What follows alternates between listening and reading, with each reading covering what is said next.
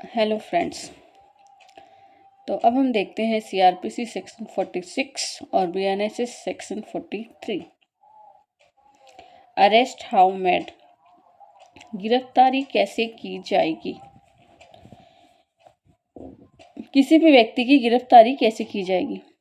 गिरफ्तारी करने में पुलिस अधिकारी या अन्य व्यक्ति जो गिरफ्तारी कर रहा है, गिरफ्तार किए जाने वाले व्यक्ति के शरीर को वस्तुतः छुएगा, परिरुद्ध करेगा जब तक कि उसे वचन या कर्म के द्वारा अपने को अभिरक्षा में सुपुर्द समर्पित न कर दिया गया हो।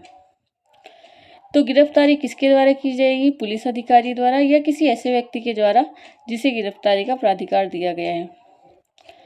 तो वो क्या करेगा? गिरफ्तार करने वाले ऐसे प्राधिकार नहीं, जैसे किसी कोई उद्घोषित अपराधी है या जिसने संज्ञेय अपराध किया है, या हमने आगे की सेक्शन में पढ़ा है प्राइवेट व्यक्ति के द्वारा गिरफ्तारी।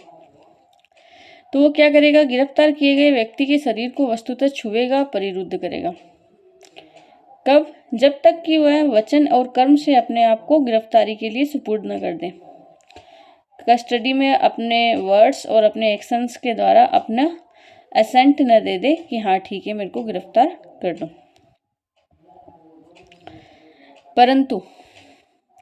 परंतु जहां किसी महिला को गिरफ्तार किया जा रहा है, जब तक कि परिस्थितियों की विपरीत उपदर्शित न हो, गिरफ्तारी मौखिक इत्तिला पर अभिरक्षा में उसके समर्पण कर देने की उपधारणा की जाएगी। जहां किसी महिला की गिरफ्तारी की जा रही है, वहां पर उसके शरीर को छूना आवश्यक नहीं है। वह मौखिक रूप से अपनी गिरफ्तारी की सहमति दे सकती है। मौखिक इत्तिला पर अगर वो समर्पण की सहमति दे देती है, और जबकि परिस्थितियों में अन्यथा अपेक्षित न हो, या जब तक कि पुलिस अधिकारी महिला न हो, तब तक पुलिस अधिकारी महिला को गिरफ्तार करने के लिए उसके शरीर को नहीं छुएगा। किसी महिला की गिरफ्तारी महिला पुलिस अधिकारी के द्वारा की जाएगी। यदि महिला पुलिस अधिकारी नहीं है, तो कोई पुरुष पुलिस अधिकारी महिला के शरीर को गिरफ्तारी के प्रयोजन से नहीं छुएगा, और उसकी गिरफ्तारी उपधारित गिरफ्तारी की जाएगी। मौखिक रूप से समर्पण कर देने पर यह उपधारणा कर ली जाएगी कि हाँ, उसे गिरफ्तार कर लिया जाना चाहिए और गिरफ्तारी के लिए उसने अपनी एसेंट दे दी है। क्लोज सेकंड, यदि ऐसा व्यक्ति अपने गिरफ्तार किए जाने के प्रयास का बलात् प्रतिरोध कर रहा है। अब कोई ऐसा व्यक्ति है जो अपने गिरफ्तार किए जाने के प्रयास का प्रतिरोध कर रहा है या गिरफ्तारी से बचने का प्रयत्न कर रहा है, तो ऐसा पुलिस अधिकारी या अन्य व्यक्ति गिरफ्तार करने के लिए आवश्यक सभी साधनों को उपयोग में ला सकता है। तब उससे जबरदस्ती की जा सकती है गिरफ्तारी करने के लिए, अगर वो गिरफ्तार होने का प्रतिरोध कर रहा है। पुलिस अधिकारी अपराध की प्रकृति और गंभीरता को ध्यान में रखते हुए किसी ऐसे व्यक्ति की गिरफ्तारी करते समय न्यायालय के समक्ष ऐसे व्यक्ति को पेश करते समय हथकड़ी का प्रयोग कर सकता है। अपराध की प्रकृति और अपराध की गंभीरता को देखते हुए ही पुलिस अधिकारी किसी व्यक्ति की हथकड़ी लगा सकता है। इसके ऊपर केस भी था, प्रेम शुक्ला ऐसे कुछ, जो अभ्यासिक या आदतन अपराधी है। या अब ऐसे किस व्यक्ति के लिए किया जा सकता है? जो अभ्यासिक या आदतन अपराधी है, या अभिरक्षा से निकल भागा है, या जिसने संगठित अपराध, आतंकवादी कृत्य, औषध संबंधी अपराध, अस्त्र और शस्त्र पर अवैध कब्जे जैसा अपराध, ये सारे संज्ञेय अपराध की कोटि में आने वाले अपराध हैं। साथ ही में कब्जा, हत्या, एसिड अटैक, सिक्कों और करेंसी नोट का कूटकरण, मानव दुर्व्यापार, ऐसे बच्चों के विरुद्ध लैंगिक अपराध, राज्य के विरुद्ध अपराध, ये सभी इन अपराधों में से किन्हीं अपराधों को किया है, तो पुलिस अधिकारी उसे पकड़ते वक्त किसका? हथकड़ी का प्रयोग कर सकता है। ठीक है, अब आगे हम पढ़ते हैं इसकी सब क्लॉज 4। सब क्लॉज 4 क्या कहती है हमें? इस धारा की कोई भी बात किसी ऐसे व्यक्ति की जिस पर मृत्यु या आजीवन कारावास से दंडनीय किसी अपराध का अभियोग नहीं है, मृत्यु कारित करने का अधिकार नहीं देती। तो ये धारा क्या कह रही है कि पुलिस अधिकारी गिरफ्तारी के लिए किसी व्यक्ति की मृत्यु तक कारित कर सकते हैं, लेकिन अगर उस व्यक्ति के ऊपर मृत्यु, आजीवन कारावास से दंडनीय अपराध का अभियोग नहीं है तो उसकी मृत्यु कारित नहीं की जा सकती। लेकिन ये तो क्या अगर किसी व्यक्ति पर मृत्यु या आजीवन कारावास के अपराध का अभियोग है तो क्या उसकी मृत्यु की जा सकती है, मृत्यु कारित करने का अधिकार मिल जाता है सिर्फ इसी चीज़ से कि हाँ मृत्यु और आजीवन कारावास से दंडनीय अपराध इस व्यक्ति के द्वारा किया गया है? तो नहीं, ऐसा कोई अधिकार नहीं है। ये खाली जहाँ पर ऐसा कोई केस है कि अभियुक्त को अगर गोली नहीं मारी गई तो अभियुक्त जनहानि कर सकता है, कोई बड़ा नुकसान कारित कर सकता है, तो उस चीज़ में खाली पुलिस अधिकारी को ये एनकाउंटर का अधिकार दिया गया है। अदरवाइज पुलिस अधिकारी को एनकाउंटर का कोई अधिकार नहीं है। वो केस था Prem Shukla, I think so, उसमें था कि हथकड़ी लगाने का ऐसा अधिकार नहीं है, ऐसा कुछ करके था। कभी सामने आने दो वो केस। यहाँ प्रेम शुक्ला वर्सेस, ठीक है। क्लोज 5। असाधारण परिस्थितियों के सिवाय कोई महिला सूर्यास्त के पश्चात और सूर्योदय से पहले गिरफ्तार नहीं की जाएगी, और जहाँ ऐसी असाधारण परिस्थितियाँ विद्यमान है वहाँ महिला पुलिस अधिकारी लिखित में रिपोर्ट करके उस प्रथम श्रेणी के मजिस्ट्रेट के पूर्वानुज्ञा भी प्राप्त करेगी जिसकी स्थानीय अधिकारिता के भीतर अपराध किया गया है या गिरफ्तारी की जानी है। किसी भी महिला की गिरफ्तारी जो है वो सूर्यास्त के पश्चात और सूर्योदय से पूर्व नहीं की जाएगी, ठीक है। और अगर किसी महिला की गिरफ्तारी की जानी आवश्यक ही है तो इसके लिए संबंधित महिला पुलिस अधिकारी जो है वह प्रथम वर्ग लिखित में रिपोर्ट करके प्रथम वर्ग मजिस्ट्रेट से इस चीज़ की वो परमिशन लेगी, अनुज्ञा प्राप्त करेगी कि उसकी स्थानीय अधिकारिता के भीतर ऐसा अपराध किया गया है और ऐसी गिरफ्तारी की जानी चाहिए, तब ये गिरफ्तारी की जाएगी।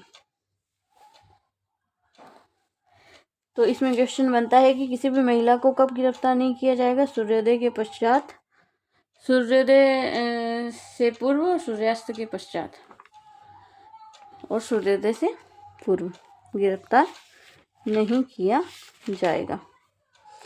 हाँ, ये था प्रेम शंकर बनाम दिल्ली प्रशासन का मामला था जिसमें हथकड़ी पुलिस से पूछे बिना नहीं लगा सकते, और सुनील बत्रा वर्सेस दिल्ली प्रशासन का भी यही केस है कि भेड़िया पुलिस की अनुमति के बिना नहीं लगा सकते। तो पुलिस भी है हर किसी मामले में ही हथकड़ी नहीं लगा सकती। जहाँ कोई रिग्रेसियस मामला है, ऐसा कोई मामला है जिसमें हथकड़ी लगानी आवश्यक है, तो वो आपको बता ही दिया। कोई अभ्यासिक आदतें अपराधी है या कोई संगठित अपराध किया है, आतंकवाद रिलेटेड है या किसी आर्म्स एक्ट्स के रिलेटेड है, हत्या की है, बलात्कार किया है, एसिड अटैक किया है, सिक्के और नोट की करेंसी का कूटकरण किया है, तो इन सब मामलों में लगाई जा सकती है। इस पे 2 केस हैं, सुनील बत्रा बनाम दिल्ली प्रशासन, प्रेम शंकर बनाम दिल्ली प्रशासन।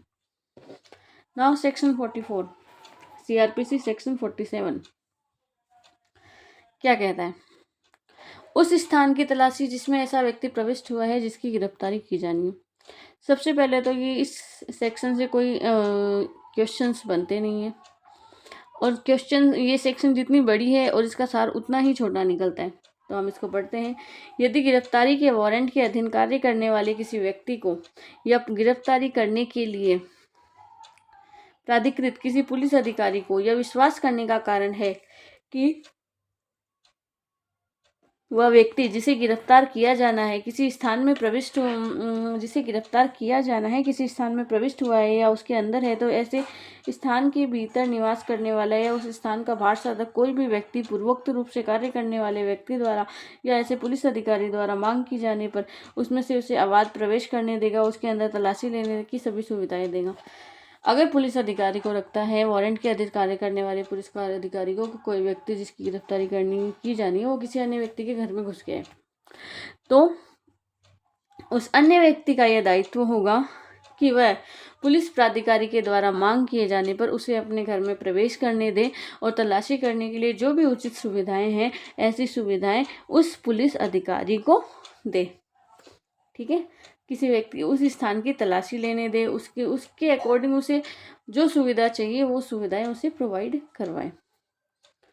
इसका क्लोज सेकंड कह रहा है कि यदि ऐसे स्थान में प्रवेश करने के लिए, तो इसे मैं शॉर्ट में समझा दे रही हूँ कि अगर ऐसे स्थान में प्रवेश करने के लिए कोई पुलिस अधिकारी है, जिसे किसी अन्य व्यक्ति जो उद्घोषित अपराधी है या कुछ भी है, उसे पकड़ने के लिए पुलिस अधिकारी जा रहा है और उसे किसी अन्य व्यक्ति के घर का कोई बाहरी या भीतरी द्वार या कोई खिड़की को तोड़ना है अपने प्रयोजन को सिद्ध करने के लिए, तो वो इसकी सूचना उस गृह स्थान के किसी व्यक्ति को जो उसका मालिक है इसकी सूचना देने के पश्चात उसमें प्रवेश करने के लिए ऐसा कि कोई भीतरी द्वार या दरवाजा या खिड़की तोड़कर प्रवेश कर सकता है। इस क्लोज में इतना ही बताया हुआ है। नेक्स्ट इसका परंतुक भी दे रखा है, तो इसका परंतुक क्या कहता है? इसका परंतुक कहता है, परंतु यदि ऐसा कोई स्थान ऐसा कोई कमरा है जिसमें कि गिरफ्तार व्यक्ति से भिन्न कोई व्यक्ति, जिसको गिरफ्तार करना है उससे भिन्न किसी महिला के वास्तविक उपभोग में है वो कमरा, जो रूढ़ियों के अनुसार लोगों के सामने नहीं आ सकती, तो ऐसा व्यक्ति, क्योंकि गिरफ्तार करने के लिए तो पुलिस अधिकारी या अन्य कोई व्यक्ति, 2 पर्सन है ना एथोराइज्ड, तो ऐसा कोई व्यक्ति उस कमरे में प्रवेश करने से पूर्व उस महिला को सूचना देगा कि वह वहां से हट जाने के लिए स्वतंत्र है, उसको हट जाने की सुविधा देगा और तब कमरे को तोड़कर उसे खोलकर उसमें प्रवेश कर सकता है। इस परंतुक में ये बताया गया। थर्ड पॉइंट है, कोई पुलिस अधिकारी या गिरफ्तार करने के लिए प्राधिकृत कोई अन्य व्यक्ति किसी गृह या स्थान का कोई बाहरी भीतरी द्वार या खिड़की या अपने को या किसी अन्य व्यक्ति को जो गिरफ्तार करने के प्रयोजन से विधिपूर्वक प्रवेश करने के पश्चात वहां निरुद्ध है, मुक्त करने के लिए तोड़कर खोल सकता है। तो कोई पुलिस अधिकारी या कोई अन्य व्यक्ति किसी घर का कोई दरवाजा, खिड़की वगैरह तोड़ सकता है जो किसी अन्य व्यक्ति को गिरफ्तार करने के प्रयोजन से विधिपूर्वक वहां पर प्रवेश किया, तत्पश्चात अगर वहां निरुद्ध हो गया, वहां उसे निरुद्ध कर लिया गया, तो मुक्त करने के लिए उन खिड़की दरवाजों को तोड़ सकता है। ये सेक्शन कोई इतनी इम्पोर्टेंट नहीं है, बस हाँ ये एक ही इसका कंटेंट क्लियर होना चाहिए। सेक्शन 45 CRPC सेक्शन 48 अन्य अधिकारिताओं में अपराधी का पीछा। तो पुलिस अधिकारी ऐसे किसी व्यक्ति को जिसे गिरफ्तार करने के लिए वो प्राधिकृत है, वारंट के बिना गिरफ्तार करने के प्रयोजन से भारत के किसी भी स्थान में उस व्यक्ति का पीछा कर सकता है। ये पुलिस अधिकारी को शक्ति है। अगर वो किसी व्यक्ति को गिरफ्तार करने के लिए प्राधिकृत है तो भारत के किसी भी स्थान में जहाँ वो व्यक्ति है उसका पीछा कर सकता है, कहीं भी। अनावश्यक अवरोध न किया जाना, सेक्शन 49 CRPC, सेक्शन 46 BNSS कि गिरफ्तार किए गए व्यक्ति को उससे अधिक अवरुद्ध नहीं किया जाएगा जितना उसको निकल भागने से रोकने के लिए आवश्यक है। अवरुद्ध का मतलब होता है किसी व्यक्ति को गिरफ्तार करके आप किस तरीके से रखते हो, तो उससे गिरफ्तार करके वैसे ही रखना है जितना कि उसे निकल भागने से रोकने के लिए आवश्यक है। उसे लॉकअप में बंद कर दो, वो निकल के नहीं भागेगा। उसे निकल भागने से रोकने के लिए जितना आवश्यक है उतना ही अवरोध कारित किया जाएगा, इसके अदरवाइज अवरोध कारित नहीं किया जाएगा कि गिरफ्तार व्यक्तियों को बेड़ियों में बांध के छोड़ दिया। हाँ ऐसा करते हैं जो खूंखार अपराधी होते हैं, जिनका टोटल अंदर भी, जेल के अंदर भी कनेक्शंस होते हैं कि हाँ ये कहीं भाग जाएंगे, कर जाएंगे, लेकिन बस उतना ही जितना उसको निकल भागने से रोकने के लिए आवश्यक हो।